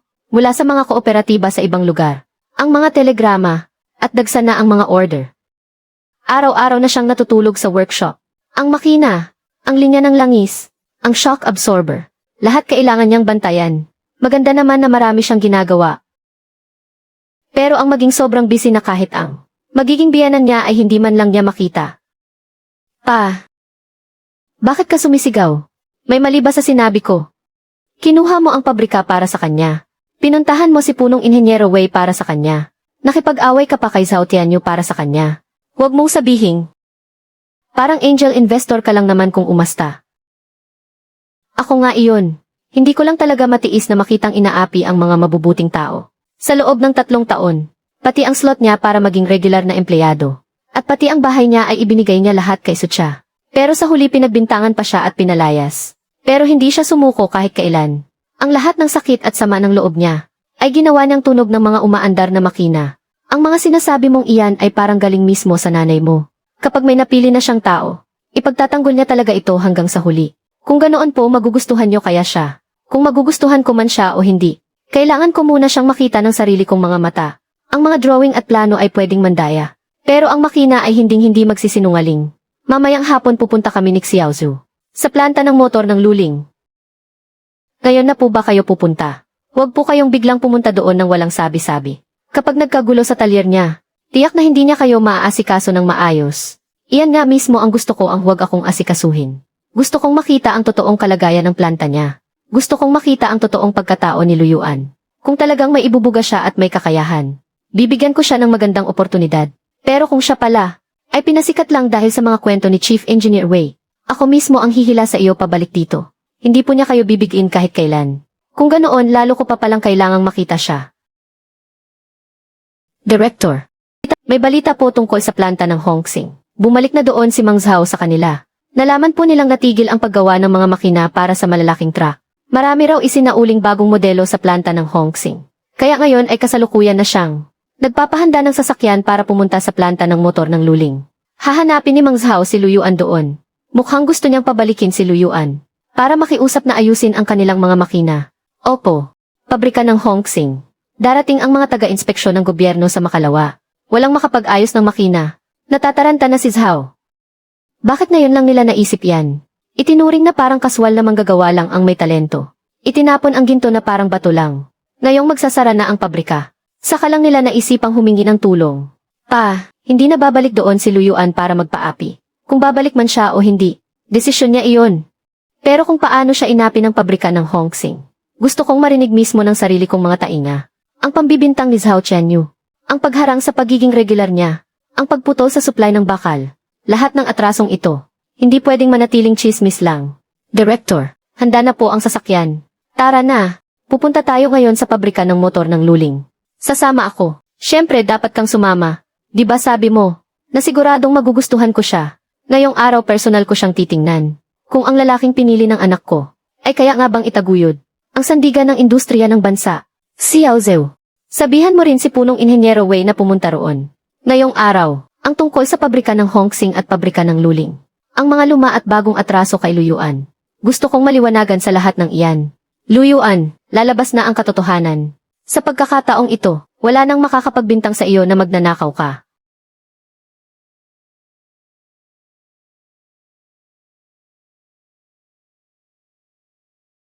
Luyuan, hindi ako naparito ngayon para magmalaki bilang direktor. Isinama ko rito si Tianyu para humingi ng paumanhin sa iyo. Luyuan, ang mga nangyari noon, naging medyo padalos-dalos lang ako sa pag-asikaso. Medyo padalos-dalos lang. Pinigilan mo ang pagiging permanente ko. Binintangan mo akong nagnakaw ng mga piyesa. Pinutulan mo ako ng supply ng bakal. Tapos sasabihin mo naging medyo padalos-dalos lang. Ang mga nakalipas na bagay, kalimutan muna natin pansamantala. May inspeksyong militar ang pabrika ng Hongsing sa Makalawa. At ikaw lang ang makakaayos sa makina ng malaking truck. Bumalik ka na doon. Ang sahod mo, ang iyong posisyon, pati ang pabahay mo, ibibigay ko lahat sa iyo para makabawi. Huli na ang lahat. Luyuan, ang pabrika ng Hongsing ay naging bahagi pa rin ng buhay mo. Nanatili ka doon ng 3 taon. Nandoon pa rin sa pabrika si Mang Zhang. Daan-daang manggagawa ang naghihintay ng kanilang sweldo. Hindi mo naman siguro matitiis na makita silang mawala ng trabaho dahil lang sa galit mo. Noong araw na pinalayas ako sa pabrika ng Hongsing, nag-alala ba sila o hinintay man lang ako? May sarili ka ng pabrika ngayon. May motor ka na rin. Bakit mo pa pinapairal ang galit mo sa nakaraan? Dahil may taong nanakit sa akin noon. Ang 3 taon ko. Ang oportunidad ko. Ang bahay ko. At ang magandang pangalan ko. Lahat ay tinapakan at binaliwala ninyo ng tuluyan.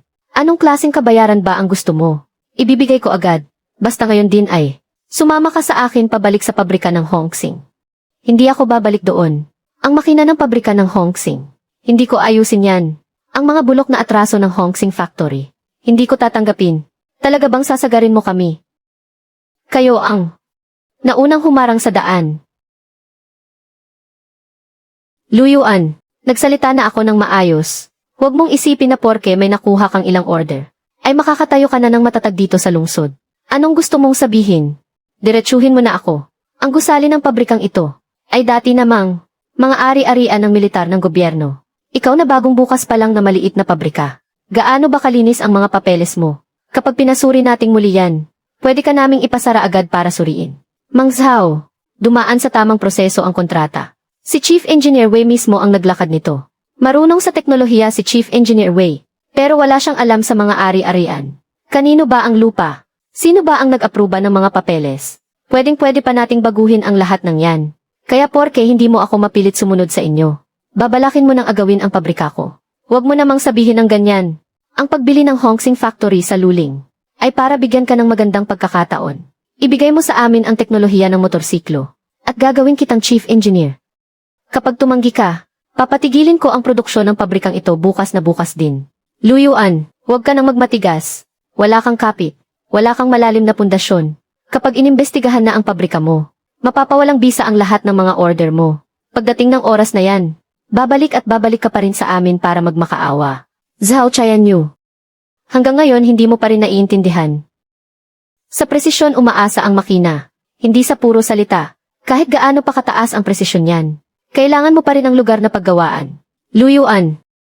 Makikipagkita ako mamayang tanghali sa dating bisedirektor ng pabrika ng militar. Pagkatapos kumain, isasama niya ang mga tao para asikasuhin ang pagbili. CJ, hihintayin kong magdala ka ng mga tao rito. Huwag kang magsisisi sa huli. Ang taong magsisisi ay hindi ako. Lao Zhao. Yung tinutukoy mong Luling Motorcycle Factory, iyon ba yung lumang pabrika ng makinarya sa labas ng lungsod? Ang lupang iyon ay sa pabrika nyo naman talaga dati, na bakanting ari-arian. Ngayong hinayaan nyo si Lu Yuan, na gamitin iyon para gumawa ng mga motor. Naapektuhan na nito ang Hongsing Factory, mga proyekto para sa militar. Si Lu Yuan, siya ba yung kamakailan lang ay gumawa ng Luling Motorcycle? Siya nga. Dati lang siyang temporary worker sa Hongsing Factory. Palihim niyang pinag-aralan ang teknolohiya sa pabrika namin. At ginamit ang teknolohiya para magsolo. Ngayon naman ayaw pa niyang bumalik para ayusin ang mga makina ng militar. Alam ba ito ni Director Lin? Napakaraming inaasikaso ni Director Lin. Wala na siyang oras para sa maliit na pabrikang gaya nito. Ang mga papel naman ay inasikaso lang ng mga tauhan sa ibaba. Siguradong may mga butas doon. Ikaw naman ang namamahala sa mga ari-arian. Basta sumang-ayon ka lang na i-review ito. Agad na maglalabas ng pambayad ang pabrika natin para sa pagbili. Ang lupang iyon ay talagang kasama sa mga lumang ari-arian na nasa ating talaan. Kailangang ay evaluate muli. Hindi naman mahirap. Wala akong pakialam kung mahirap o hindi. Ang gusto ko mabilis. Ngayong hapon din pumunta kayo sa pabrika ng Luling. Papirmahin niyo si Lu Yuan sa kasunduan sa pagbili. Paano kung hindi siya pumirma? Di putulan ng tubig at kuryente. Ay seal ang mga kagamitan. Siya sa atin ang mga papeles nila. Isang maliit na pabrika lang naman yan. Hindi tatagal ng kahit isang araw yan.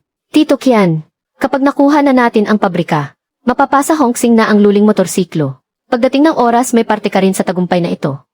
CJ, pagkatapos nating kumain, babalik muna ako sa pabrika para kunin ang mga dokumento. Susubukan ko ngayong araw na makuha na natin ang pabrika ng Luling.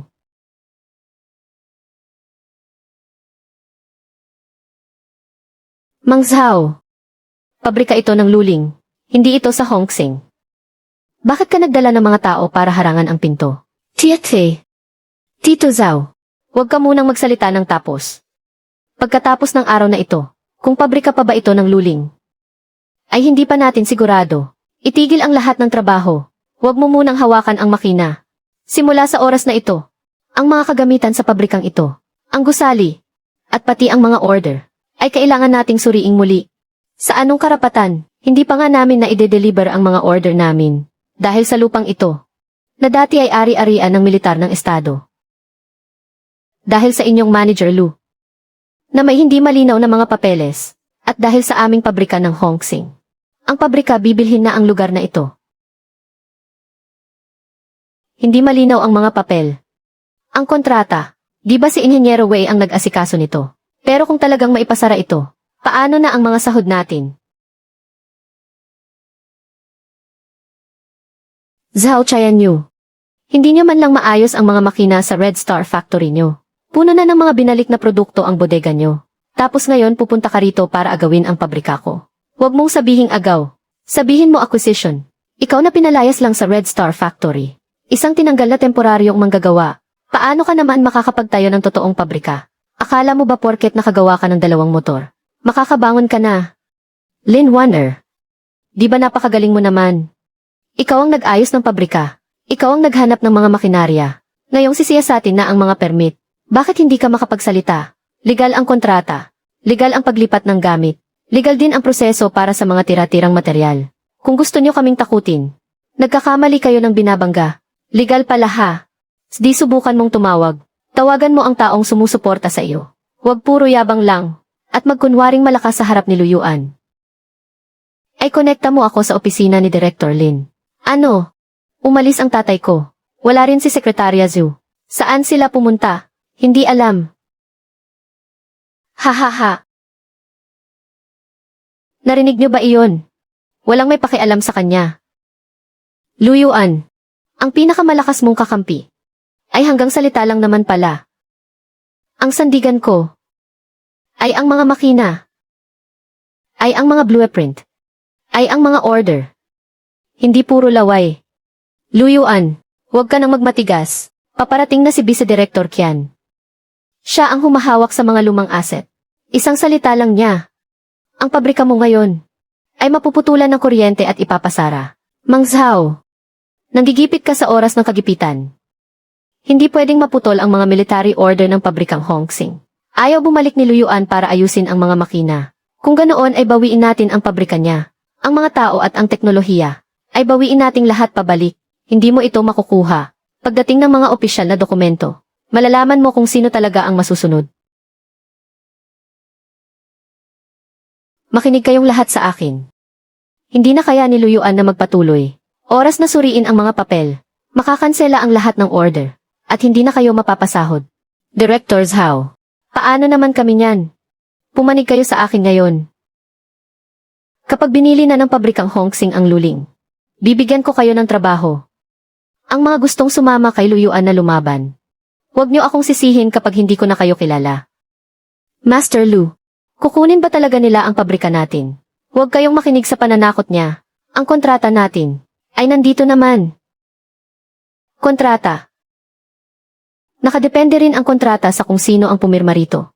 Isang abandonadong pabrika at ilang lumang makinarya ay nakuha lang ng madali ni Luyuan. Hindi ganoon kasimple iyon. Huwag din kayong magpakatanga. Dati si Luyuan sa Red Star Factory. Hindi man lang siya maregular. Tapos ngayon biglang may sariling planta. May mga kagamitan. May bakal pang militar. Sino ba ang nakakaalam kung sa likod niyan ay may kalokohan palang nangyayari? Iho, magandang bagay ang may panindigan. Pero hindi pwedeng gawing permit ang panindigan mo. Nasa opisina ang mga permit. Nasa kamay ni Tito Zhao ang mga libro ng kwenta. Permado na ni Chief Engineer Wei ang listahan ng mga kagamitan. Kung gusto mong at-check, sasamahan kitang mag-check. Pero kung gusto mong agawin, hindi ako papayag. Hindi papayag. Ano naman ang gagamitin mo para pigilan ako? Ang hawak mo bang yan? Nabulok na tornilyo. Ang tornilyong ito, kasama ko na mula pa sa Red Star Factory. Hanggang sa makarating ako rito, mas matigas pa ito kaysa sa mga lumalabas sa bibig ninyong pangako. Senyorito Zhao, parang may dumarating na kotse. Dumating na si Deputy Factory Director Qian. Ha ha ha. Luyuan. Tapos ka na. Ha ha ha. Hindi sumagot ang tinawagan mo. Pero ang mga tao namin nakarating na. Lin Warner. Ngayong araw hindi mo siya mapoprotektahan. Sino ang tapos na? Masyado pang maaga para sabihin yan.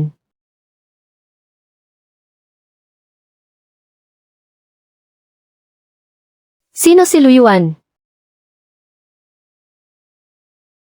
Ako si. Ang lakas ng loob mo. Ang mga lumang ari-arian ng pabrika ng militar ng gobyerno. Gagamitin mo na lang ng ganoon kadali. Deputy Director Qian, legal na nilagdaan ang kontrata. Si Chief Engineer Wei ang nag-ayos ng listahan ng kagamitan. At nilagdaan niya ito. Teknikal na bagay lang ang hawak ni Chief Engineer Wei. Sa akin nakatoka ang mga lumang ari-arian. Kung hindi ako papayag, ilegal ang paggamit sa pabrikang ito. Hawak mo nga ang mga lumang ari-arian. Kailangan mo pa ring sumunod sa direktor. Kailan pa nagkaroon ng karapatan ang isang bise-direktor na magpasara nito? Ano nang sinabi mo? Ang sabi ko, ang pabrikang ito ay inaprubahan ni Direktor Lin. Kumpleto ang lahat ng proseso at walang kulang. Wala kang karapatang lagpasan siya. Lin Warner, gustong-gusto mo talagang magpanggap. Akala mo ba kapag binanggit mo si Direktor Lin? Matatakot na kami. Isang nurse lang siya. At feeling anak talaga siya ng mataas na opisyal. Naloko ka lang niya. Hanggang sa mawala na pati ang pabrika mo. Iha, narinig ko na ang tungkol sa anak ni Direktor Lin. Napakaselan at pinalaking mayaman ng isang iyon. Paano naman mangyayaring? Araw-araw siyang maglalagi sa ganitong maruming pabrika ng langis. Ako nga. Ang anak ni Direktor Lin. Warner, huwag mo nang ituloy. Sapat na ang naitulong mo sa akin. Hindi mo kailangang magsinungaling ng ganyan para lang sa akin. Luyuan. Hindi ako nagsisinungaling. Kung si Direktor Lin nga talaga ang tatay mo, bakit hindi mo sinasabi sa akin noon pa? Natatakot kasi ako na baka isipin mo. Tinutulungan kita dahil lang sa posisyon ko. Hindi dahil nagtitiwala ako sa iyo. Narinig mo ba? Hindi na nga niya magawa ng palusot ang sarili niya. Luyuan, umaasa ka sa isang peking mayaman para magbukas ng pabrika. At naglalakas loob ka pang lumaban sa Hongsing. Luyuan, naloko na kita noon. Ngayon naman nagpapaloko ka sa kanya. Kahit gaano pa kagaling ang mga kamay mong mag-ayos ng makina, hindi pa rin yan kayang ayusin. Ang utak mo na yan. Sutya manahimik ka. Hindi nagpapaloko sa akin si Luyuan. Sadyang ayaw niyo lang talagang tanggapin na may kakayahan siya. Tama na. Vice Director Qian. Huwag mo nang sayangin ang oras mo sa kanila. Ipasara muna ang gawaan. Saka ilista ang mga kagamitan. Ang mga teknikal na dokumento ng motor na luling. Kailangang irehistro ang lahat ng iyan. Luyuan, wala ka pang karapatan. Para hamunin ako kung kaya ko. Ilabas mo ang kontrata. Ang kontrata sa paglilipat ng pabrika.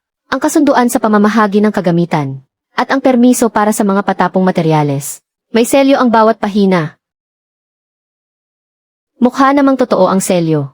Sayang nga lang, Director Lin, hindi mag-a-aproba para sa isang pansamantalang manggagawa na sinibak sa pabrika ng Hongsing. Kayong mga nandoon alok nyo ang pinto ng gawaan. Palayasin ang lahat ng walang kinalaman dito. Subukan ninyong hawakan iyan. Titiyakin kong pagsisihan ninyong lahat. Iha! Kung direktor nga talaga ng pabrika ang tatay mo, patayuin mo siya sa harap ko ngayon din.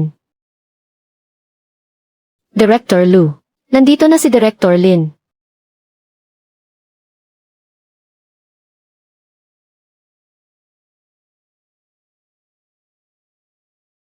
Nasa pinto na ako.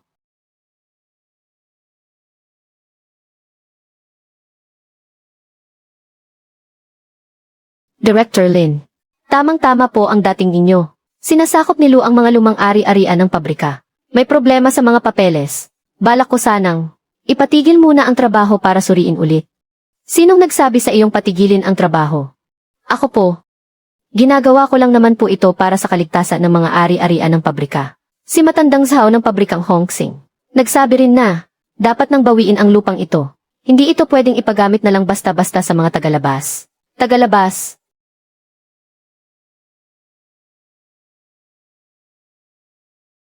Kasamang Luyuan. Sa wakas nahanap din kita. Noong huling beses sa harap ng ospital, ang mga sinabi mo ang nagligtas sa buhay ko. Kayo po pala ang opisyal sa sasakyang iyon. Sabi mo sa akin, pinakialaman ang steering tie rod ko. Nang lumabas ang resulta ng inspeksyon, tamang-tama nga at walang labis walang kulang. Kung dumaan talaga ako sa highway, baka patay na ako ngayon at wala rito sa harap mo. Luyuan. Iniligtas mo pala si Director Lin. May narinig lang akong kakaibang tunog. Hindi iyon maririnig ng iba, pero narinig mo pa rin. Iyan ang tinatawag na galing. Papa.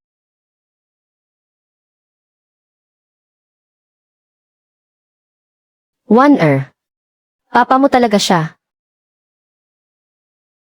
Hindi ko naman sinasadyang ilihim sa iyo. Baka kasi isipin mong tinutulungan kita. Dahil lang sa Lin ang apelyido ko.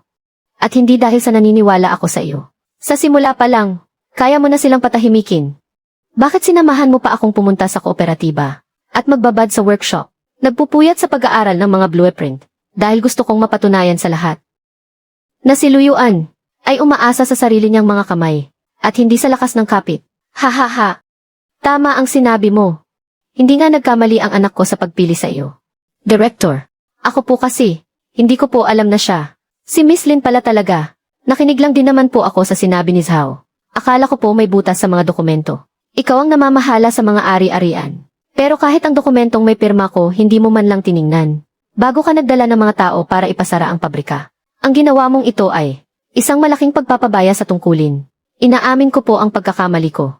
Paalisin ko na po agad ang mga tao rito. At muling iche-check ang lahat ngayon din. Huwag na. Ako ang nag-apruba ng kontrata. Ako rin ang pumayag sa mga makinarya. At maging ang mga scrap ay dumaan sa tamang proseso. Kaya kung sino man ang muling manggugulo sa pabrika ni Luyuan, ay parang binaliwala na rin ang mismong pirma ko.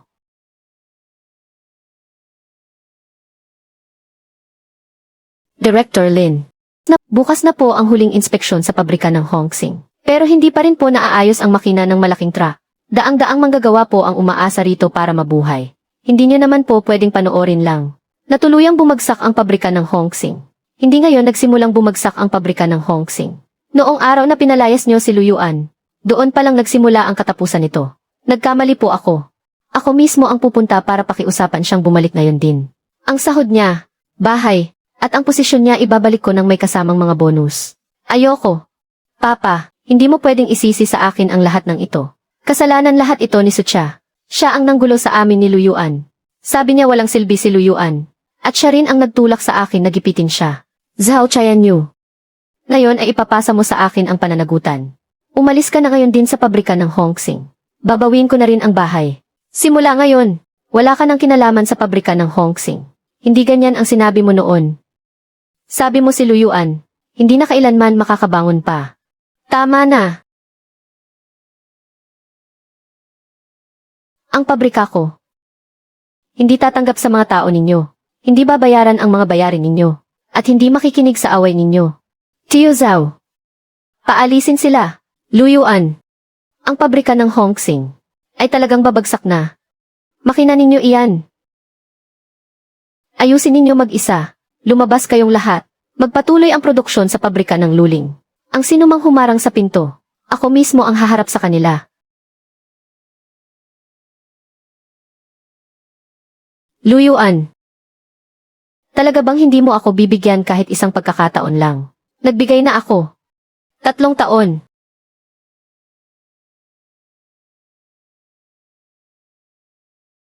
Nagagalit ka ba dahil inilihim ko ito sa iyo? Naman. Nagagalit ako dahil hindi mo agad sinabi sa akin. Para nabawasan sana ang pag-aalala ko. Simulan na ang trabaho. Ang landas ng Luling ay nagsisimula pa lamang.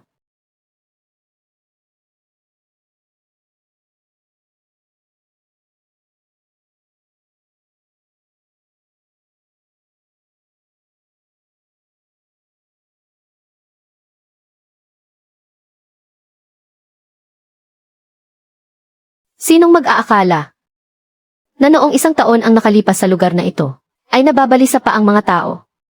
Zhao Chayanyu, itinigil ang mga order para sa militar. Pinipilit tayong gumawa ng kung ano-anong sirang bisikleta. Ngayon talaga, Lufeng heavy truck na ang ginagawa natin. Sabi ni Chief Engineer Wei, yung makina na yan, ay ilang gabing pinagpuyatan ni Factory Director Lu, para iguhit muli ang mga blueprint. Anong ibig mong sabihing iguhit muli? Iterative upgrade ang tawag dito. Ang lakas, ang tipid sa krudo, at ang tibay nito, ay talagang daig na daig ang lahat. Ang Luling motorcycle, ay simula pa lang. Itong Lufeng heavy truck.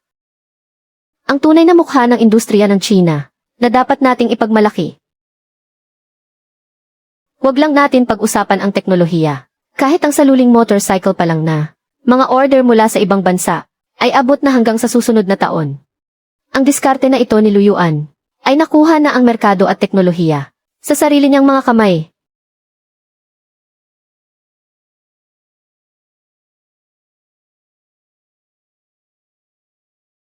Isang bagay lang ang sasabihin ko sa inyo. Simula sa araw na ito, ang Red Star Base, ay titingin lang sa mga blueprint at galing sa trabaho, hindi sa kakilala o sa pagsisipsip. Ang mga kayang magtrabaho ay manatili rito. At ang mga gustong magpetiks lang, ay doon dumaan sa may pinto. Factory Director Lu. Yung batch na yon ng Lufeng Heavy Truck. Kailan natin sisimulan ang trabaho? Ngayon na agad. Ang mga natitirang utang ng Red Star Factory noon na, mga order para sa militar, ay ako mismo ang tatapos. Pagkatapos nito, hindi na aasa sa palakasan ang Lufeng Heavy Truck. Hindi sa mababang presyo umaasa, kundi sa makina, sa chassis, at sa kalidad na mismong nagpapatunay. At saka, ang sahod ng lahat ng manggagawa ay ibibigay base sa bagong pamantayan. Ang mga dating hindi na ibigay na bonus, ngayong araw ang accounting, ay babayaran ang lahat ng kulang.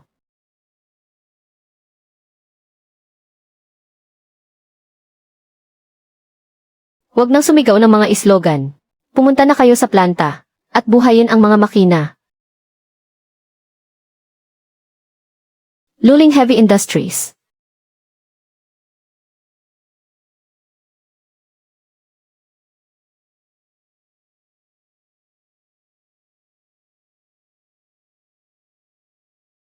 Ulat po Director Lu.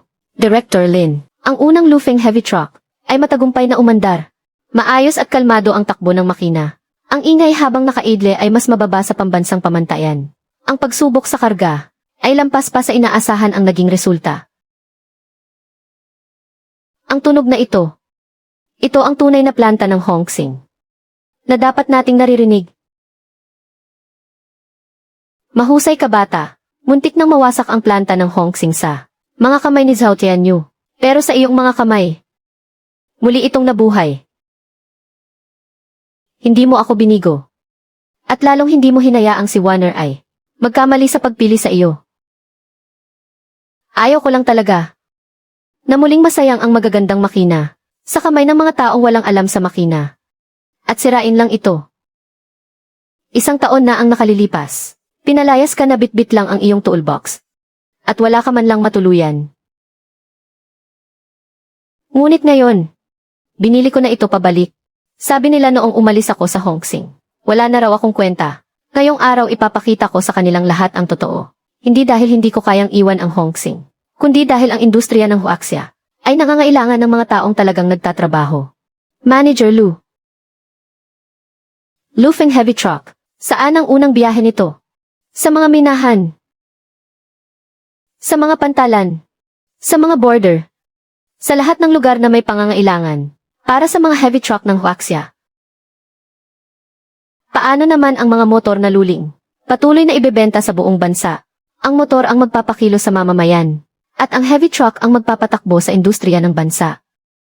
Malayong malayo na talaga ang narating niya. Hindi lang dahil nakaalis siya sa Hongsing, kundi dahil narating niya ang isang antas na sa buong buhay ko ay hinding-hindi ko kayang pantayan.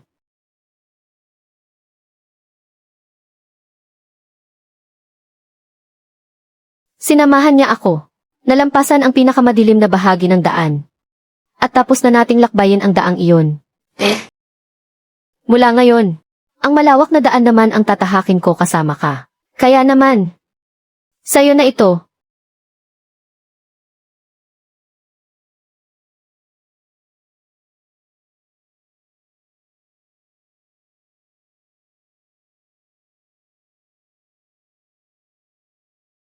Simulan na natin ang trabaho.